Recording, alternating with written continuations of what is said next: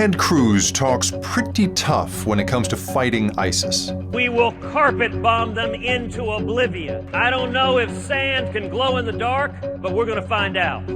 While this type of bold rhetoric may win votes, carpet bombing is actually a very problematic military strategy. The unofficial phrase carpet bombing refers to a strategy used by the Allies in World War II to saturate mostly civilian areas of Germany and Japan with bombs, essentially laying a carpet of bombs. The bombing of German cities in particular at the end of the war caused incredible numbers of civilian casualties. And the bombing of Hiroshima and Nagasaki may have caused Japan's surrender, but at the cost of hundreds of thousands of mostly civilian lives. These were not surgical strikes on the military, but indiscriminate bombing campaigns. And so, at the end of the war, world leaders decided that carpet bombing, or indiscriminate attacks on large areas without regard for civilians, would be strictly forbidden. So, what Cruz is suggesting violates international law.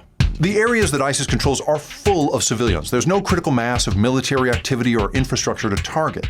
Also, the US-led coalition has already put so many missiles and bombs into the campaign against ISIS that the US Air Force actually recently reported it was beginning to deplete its stockpile. As of late, Cruz has started to alter his terminology, perhaps realizing his blunder. Now, when I say saturation carpet bombing, that's not indiscriminate. But Cruz needs to check his phrasing, because by definition, the very nature of carpet bombing is that it's indiscriminate. Finally, think about this.